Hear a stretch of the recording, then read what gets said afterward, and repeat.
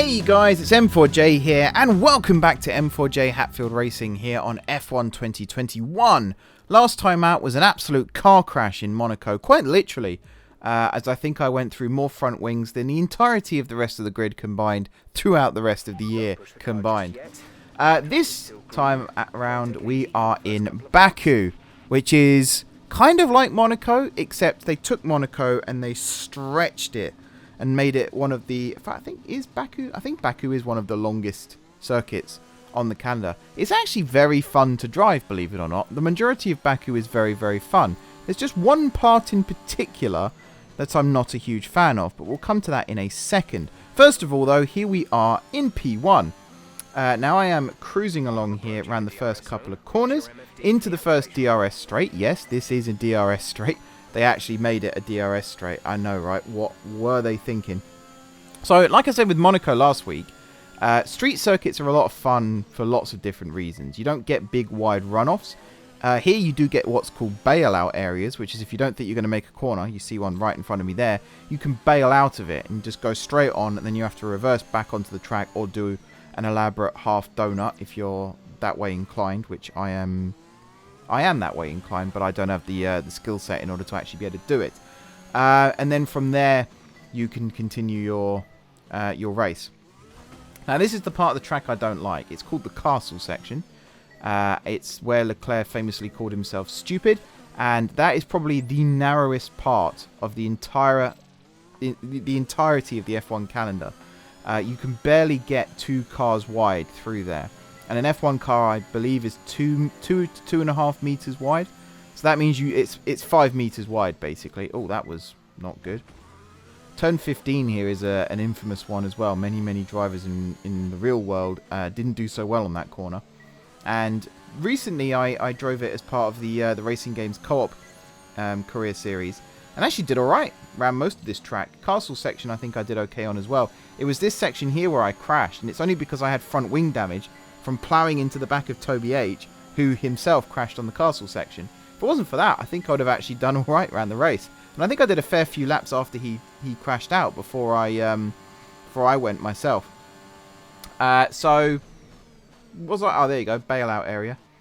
We'll call this area the Lewis Hamilton bailout area because it's where the magic button let him down. And if I'm looking at the timestamp now, we should be at the end of P1. As you see, I did some laps in P1. I managed to complete some laps. This is lap number 6. You saw me do the track acclimatization, and now I'm on my 6th practice lap here as P1 comes to a conclusion. What I can't remember is, did I crash out or did I actually complete my lap? By the looks of things, I actually completed the lap, so I might as well commentate over the top of this. So we've got the first little... It's kind of like an extended chicane. This is an actual chicane. I would class this as a chicane, which takes us back level with the approach to the pit straight. I did not do that one very well, by the way. Now we run alongside the long sweeping curve, which is technically a straight. 2.2 kilometers, I believe that straight is, from start to finish, if you class it all as a straight, of course. Then we got the castle section. If it wasn't for the fact that it jinxes right then left as you go up that little hill bit there, it probably would be more manageable if it was just straight. Jeff there reminding me about the tyre temperatures. That's probably because I keep cooking the tyres on corner exits. Just spin the back tyres and hope for some grip. There's turn 15, which again I didn't do very well there. In the past, past me, I should say, when this was recorded, wasn't very good at Baku and was scared of Baku. Since then, I've actually improved with Baku, like I said. Do I get around here? Yeah, you shouldn't lift on this bit. It should be flat. But when you've got front wing damage, driving flat out around this part of Baku when you've got front wing damage, you might as well just do what Verstappen unintentionally did here and just veer straight into the wall. Also, the pit entry here is an absolute nightmare. Look at this little chicane hidden there as well. That caught me out last year. I didn't realise it did that, and I had front wing damage, and I just drove straight into the wall because I didn't realise it curved back on itself. So I believe, again, I'm looking at my editor notes here that Tom has kindly written for me. That is the end of P1. So we'll go through the results of P1, and then we'll head straight into P2. Crofty talking over me there. Thank you, Crofty. P2, it says sped up, and then it says P3 not sped up, brackets sorry. So something happens. We'll find out what. I'm not slowest. Delatraz is actually slower than me, which is satisfying. Ah, yeah, okay, so P2, I went off track again and did the quick practice, which I think I got wrong last time. I called it like simulated practice or something, but it's not as quick practice, where you can do these practice programs here. It helps you develop the car. If you're not very good at driving early on in the game, like I am, and you want to get to the car to a point where you can actually, you know, control it around certain corners. It looks like I did the same thing here for P3 as well. So actually, it's a good thing, Tom, that you didn't speed this up so I can talk you through it. So you've got 100% chance, 70%, 50%, 25%. Each one takes a different length of time. And then depending on which one you choose, obviously it will eat into your time remaining. And then you either pass it or you fail it. If you pass it, great, thumbs up, well done. If you fail it, which does happen, especially when you've only got a 25% success chance, then you still lose the time, but you don't gain the rewards. So you don't get the 100 resource points, for example, that you're seeing on the screen right now. It's not the end of the world if that happens, believe it or not. If you're running right low on time, then that is the end of the world. But as you saw there, I maxed out on all of my practice programs. So in that case, it wasn't too bad for me at all. So now we're going into Q1. I'd say I came through practice relatively unscathed, to be honest. I was quite happy to get into qualifying, and I felt pretty good going into qualifying. I didn't think I was going to get out of Q1 by any stretch of the imagination, but I did think I was at least going to be able to complete a qualifying lap, which is something I didn't do in Monaco. And did I do it in Spain, or did I crash in Spain? I can't even remember. So Bahrain would have been the first time that I completed a proper competitive lap. Which would have been the last lap of that race. So going around these corners, you see I've got a little bit more of an understanding. Lost traction there, just as I said that. These corners, though, you really do have to trust when you turn in that you're not going to hit the inside barrier. And believe me, that is a very, very scary thing to do. To just hit the brakes and then just blindly turn into a corner and hope that you'll come out of it. And you see there, I think I actually clipped the inside yellow barrier of the castle section there, which then kind of sent me into the second inside barrier. Luckily, though, no damage.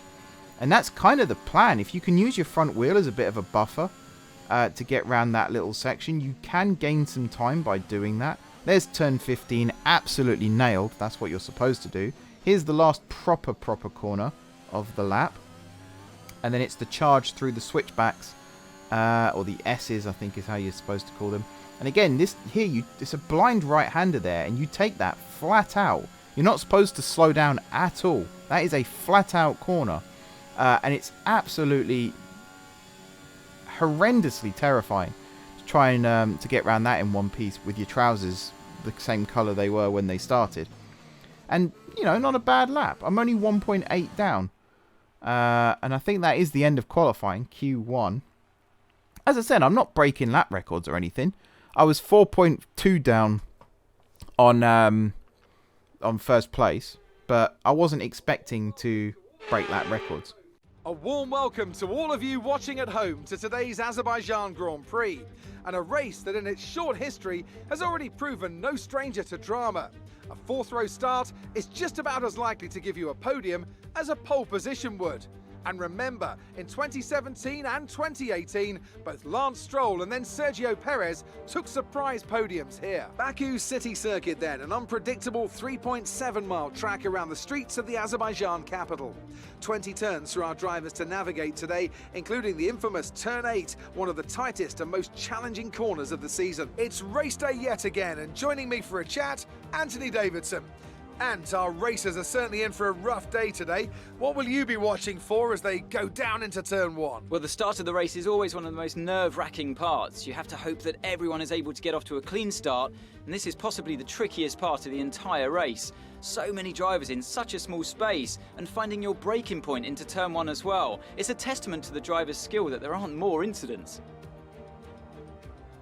Before we begin, let's take a quick look at the grid lineup for today's race. An immense lap from Lewis Hamilton yesterday puts him on pole position, edging out Lando Norris, who'll start from P2. Moving on to the rest of the grid, we have Bottas, Verstappen, Daniel Ricciardo and Leclerc, Vettel, Sainz, Perez and Pierre Gasly, Tsunoda, Fernando Alonso, Esteban Ocon and Raikkonen, Russell, Mick Schumacher, Nikita Mazepin and Nicholas Latifi, Delatraz, Stroll, they've taken a grid penalty, the engineer, and Antonio Giovinazzi starts from the back of the grid.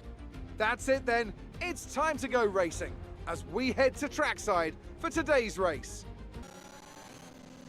Here we are then on the way to the grid on the formation lap. Already struggling a little bit to stay behind the pack, and there you go, got removed from the formation lap for crashing into Stroll. I mean, I don't want to blame other people necessarily, but if someone's going to brake check me like that, I think it's only fair that they should get removed too, which is what happened, to be fair. Stroll was removed, and I'm not actually starting last. You can see Delatraz has been promoted a place because of Stroll's penalty, and I got promoted a place too. Terrible traction off the line there, but we do get away, and by turn 3 this is, isn't it, of lap 1, I've actually made up a place. I'm ahead of Delatraz and Latifi now, which is brilliant, and I'm hunting down Schumacher. I'm just looking at the notes again quickly to see what happens here. No plans for a safety car after that collision. I can't actually remember what happened. Something happened. Something to do with the safety car. Again, I'm trying to see what my notes are. Okay, yeah. Okay, something happens here.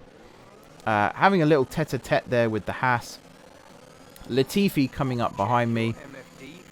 There's the collision with Latifi. Latifi out of the session. Didn't quite see what happened there. Maybe I caused him to spin round or something. But a safety car did happen because of that little incident. So it's not a virtual safety car. It's a full-fat safety car. So we have to go chase the safety car queue. A pit stop there would have been perfect. And you see Delatraz actually took advantage of that. I can't remember if... oh, that's... Yeah, there's the pit. Pit entry. You see I don't like the pit entry. I can't actually remember if...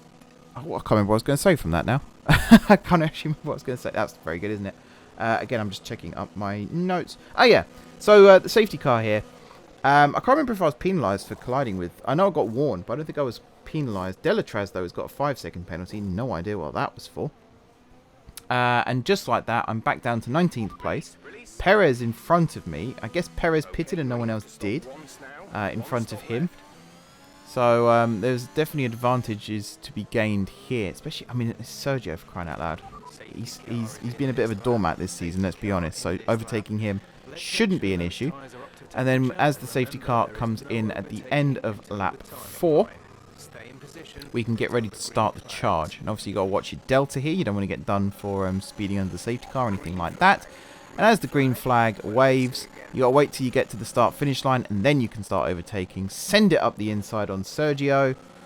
Goodbye, Perez. And Delatraz got him as well, which was absolutely brilliant. Sadly, though, not long later, in fact, what's this, 2 laps later? A lap and a bit later, Perez does get back at me. And also Stroll is past Delatraz as well. So, what's that? Perez takes the place but gives it back straight away. Tom's put in the notes. And sure enough, round turn 15, I am sending it up the inside of 16 as well. And Sergio is once again behind me. And has also almost actually lost the place to Stroll. And considering those two were teammates last year, that would have been a little bit awkward to wave at him. That was a terrible T1. I think I actually damaged the wheel doing that, and because of that, Perez gets past once more. We've got the DRS here. We do actually have DRS on Perez, but because of my awful traction coming out of turn 2 there, Perez just pulls away. And you could send it up the inside here, which I tried to do. I really wouldn't recommend it. You end up bouncing off walls like that, and it just makes you look like an amateur that doesn't know what they're doing. Then I got the warning for colliding with Perez. Meanwhile, Delatraz is right up my exhaust pipe. Stroll is also trying to have a go as well. Not ideal, basically. Not ideal. Stroll here decides he wants to have a go around the outside of turn 1. You just don't do that. You just don't do that. Not in Baku, anyway. So we've got the hang on, fighting Stroll again. That's what I've got here next. Losing power as well. So the car having a few issues as we go around. There's Delatraz getting past. That's bad. And there's me hitting the wall because I was too busy looking at my MFD. So we have to come in and pit again to change the front wing. Now, like I said earlier on, trying to pit when you've got no front wing in Baku is borderline impossible. So you really have to slow down. You lose all of your speed that you've generated up to that point. It's an absolute pain in the backside. And yeah, just deciding to come in, change the wing. Especially when you've got a red wing, you really do need to change a red wing. If it's slightly yellow, you can probably get away with it. But fresh set of boots, a nice new nose, and you can go out there and actually make stuff happen. Believe it or not, I am still ahead of Stroll, who's had to come in and pit as well. Probably because of me, to be fair. Taking his front wing off as well.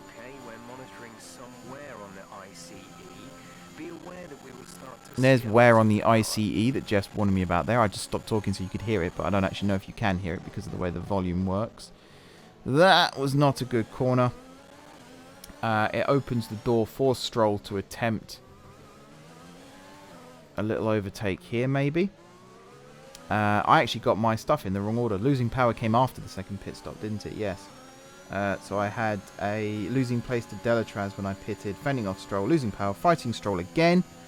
And then coming up on this straight, which is probably the best overtaking spot of any F1 track on the calendar, Stroll makes his move. The slipstream gains you an extra however many mph. Then you've got the ERS button, and then you've got the DRS when it actually gets interesting. And because I was so busy fighting for the place, forgot all about my braking zones.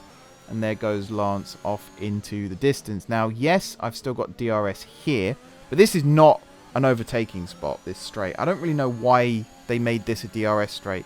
It's impossible to overtake on that straight. Basically impossible. Wow, I got close to that barrier on the left-hand side there as well. That was incredibly tense. Watching that back, like when you're racing, you don't really look for things like that. You probably should, actually. Maybe I should start doing that and I'd crash less. But watching that back, I hadn't realised how close I got. But yeah, Giovinazzi comes into pit. Stroll has now got past Delatraz. And it's me up a place into 20th, which is technically last on the normal grid. But here it is, of course, third to last. Giovinazzi trying to get the place back. And again, on this straight, you're powerless, really. There's not a lot you can do. I'd run out of ERS for this lap. And it's just a case of pretty much letting past. Although I love to send it, as you know. So you just cut his nose off there and you get the line because the AI concedes. But this is quite a long track, as I said, and this second DRS zone, no one overtakes on this DRS zone, he says, except for Giovinazzi. And there we are, back down to 20th place. We are somehow ahead of Stroll again. Maybe he was forced to come in and pit. Okay, we've lost the position. Which is not, again, not very good. Oh, that wasn't planned. Luckily, no front wing damage, although my tyres are in awful condition. Miles behind Giovinazzi now, even more miles behind Delatraz. Lance is right behind us as we come to my least favourite part of the track. I hate these little switchbacks with an absolute passion. And this isn't even a DRS straight, this is just a normal straight. And you see Lance is starting to put the moves on me there. That is not how you get round that corner. And because of that, I lose the place. And then you've got the castle section to contend with. I think I actually crashed there and then used flashback, if I'm being perfectly honest with you guys. And then we've got another virtual safety car, or the first virtual safety car I should say, and that was me being an absolute derp and crashing. Again, I think I was distracted looking at my MFD, deciding if I should come in and pit and change my tyres, because I knew I was losing grip. And at that point, I figured I'd seen enough of the race. I could have used flashback, don't get me wrong, but I figured I'd seen enough of the race, and I felt it was probably good that I retire there. It's never an easy race here in Azerbaijan. There's drama around every corner, but they've come through to take a brilliant win here today. Tell me, Ant, how do you think they were able to deliver such an incredible result today? Well, I think it was clear what the main contributing factor out on the track was today: speed. I know it sounds like an obvious thing to say, Crofty, but fast cars win races, and we saw that today with our winner. So after a magnificent race, we can now see the drivers making their way to the podium. Once again, it's the Silver Arrows who take top spot, a well-earned victory for Mercedes.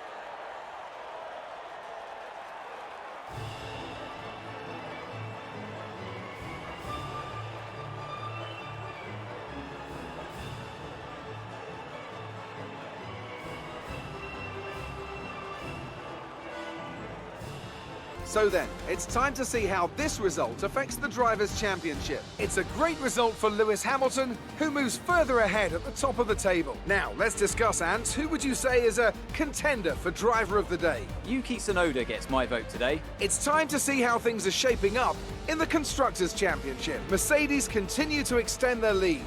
After an event like that, who knows what the sport has in store for us next time? Be sure to join us again as we continue to bring you the latest excitement in Formula One. And that's the end of Baku, unfortunately. Like I said just now, I kind of felt like I needed to take my medicine here. I'd done quite a lot. I had completed quite a lot of the race, and just felt like the punishment really is not finishing the race. If I keep flashbacking, fine, but at the end of the day, you can't keep doing that. I felt I can't keep doing that at this point because I'm not actually learning anything. Sometimes it's good to just crash out of the race. That's your punishment. You move on. You don't do it again next season. And because of that, that is the end of the Azerbaijan Grand Prix here. So, thank you very much, guys, for watching. We will get a result in the future, I promise. In fact, we've got, I think it's Canada next, and there could be a result on the horizon there. But yeah, thank you guys for watching. Don't forget to hit the like button if you enjoyed the video, and of course enjoying the series so far. Drop some comments down below, let me know how to improve the car, my teammate, the team in general. Besides all that, if you haven't already subscribed to the channel, be sure to hit the subscribe button. If you have already subscribed to the channel, thank you guys for your continued support, and until next time, I will see you soon.